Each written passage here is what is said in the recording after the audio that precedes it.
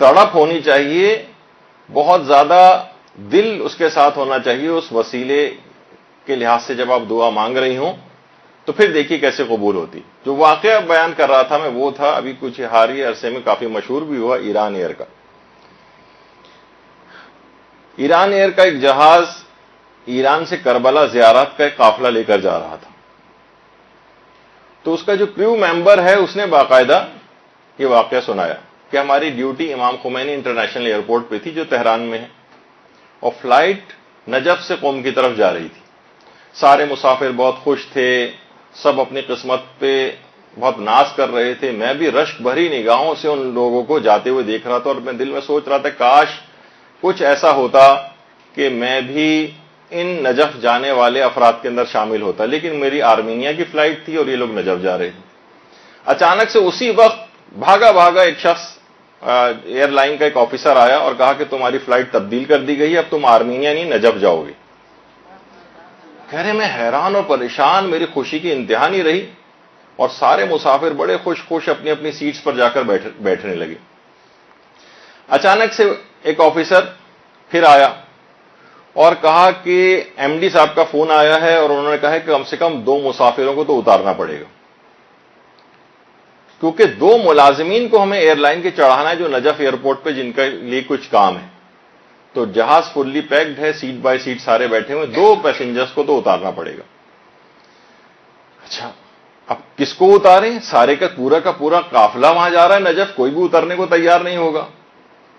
تو وہ کریو ممبر نے کہا کہ سب افراد بڑے پریشان تھے کہ جن 2 مسافروں کو بھی اتاریں گے ان کا تو دل ٹوٹ جائے گا، لیکن بہرحال آرڈر آیا تھا، اس کی پاسداری تو کرنا ہے. کہہ رہے ہیں میں نے ایک آؤٹ آف دی وے ایک غلط ریکویسٹ جا کر کی پائلٹ کے پاس، کہا کہ وہ جو 2 کریو ممبر ہیں اگر ہمیں 2 سیٹس کا انتظام کر دوں ان کو کاکپٹ میں ہی اپنے ساتھ بٹھا لیں. پائلٹ نے کہا نہیں یہ نہیں ہو سکتا، یہ تو فلائٹ کے جو رولز اینڈ ریگولیشنز ہیں ایویشن کے اس کے خلاف ہے. 2 پیسنجرز کو تو اتارنا پڑے گا. اب کس کو اتاریں؟ کہا کہ پھر یہ کرتے ہیں کہ سب سے آخر میں جو جہاز کے اندر 2 پیسنجرز آئے ہیں ان کو اتار دیا جائے. لسٹ میں سب سے نکالی گئی، لسٹ میں سب سے آخر میں جو تھے ان 2 پیسنجرز کو آف لوڈ کر دیا گیا.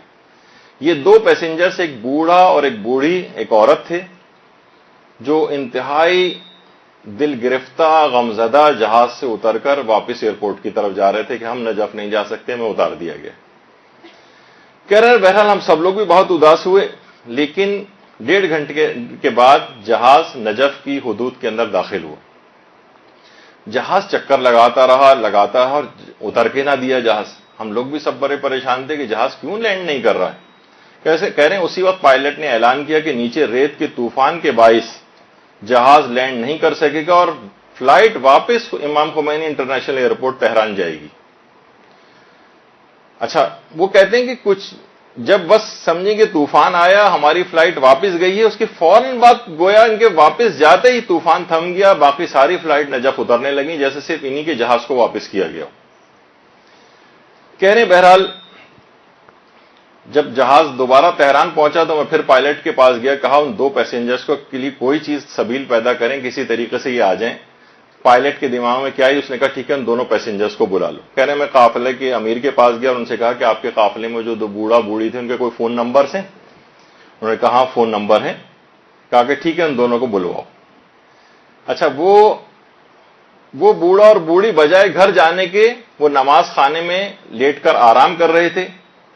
ہم نے ان کو بلایا، وہ دونوں بوڑھے اور بوڑھی بخوشی چلتے ہوئے آئے اور اس بوڑھی عورت نے آتے ہی کہا تم کیا یہ سمجھتے ہو کہ ہمارا معاملہ تمہارے ہاتھ میں اور تم ہمیں نجف اور کربلا کی زیارت سے محروم کرنا چاہتے تھے؟ پھر اس کے بعد اس نے کہا کہ ہم اتنا غمگین تھے کہ جب ہم واپس جا رہے تھے تو ہم چل بھی نہیں پا رہے تھے. ہم آرام کے لیے بجائے گھر جانے کے لیے نماز خانے میں ہم نے سوچا کہ لیٹ کر آرام کر لیں.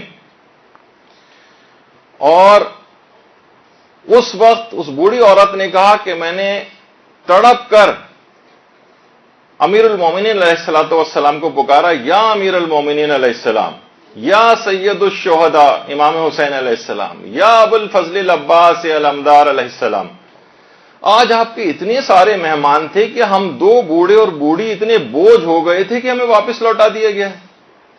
میں رونے لگی تو میں نے نیند میں دیکھا کہ انتہائی جلیل القدر شخصیت تشریف لائی ہیں، ایک جلیل القدر سید، اور کہا کہ کیا تم لوگ کربلا نہیں جا رہے ہو؟ میں نے کہا ہم جا رہے تھے لیکن ہمیں جہازی سے اتار دیا گیا. انہوں نے کہا نہیں اٹھو، اطمینان رکھو، تم کربلا ضرور جاؤ گے. اسی وقت آپ کے ہمارے موبائل فون کی گھنٹی بجی اور آپ کا فون آیا کہ ہمیں نجف کی طرف واپس جانا ہے. تڑپ اگر کسی بھی انسان کے اندر اس انداز سے توسل کی ایک پیدا ہو جائے تو جہاز جائے گا، طوفان کے اندر گھرے گا، واپس آئے گا ان 2 افراد کو لینے کے لیے اور اس کے بعد پھر جائے گا. تو اس طرح سے وہ اپنے چاہنے والوں کو، اپنے ماننے والوں کو کبھی بھی بس کوشش یہ کرنی چاہیے کہ تڑپ کے ساتھ پکاریں، دل کے ساتھ پکاریں، یقین اور جذبے کے ساتھ پکاریں، رٹے رٹائے طریقے سے نہ پکاریں. بہت زیادہ ہمارے ساتھ مسئلہ ہی کہ دل ہمارے خالی ہو گئے، جذبات سے خالی ہو گئے.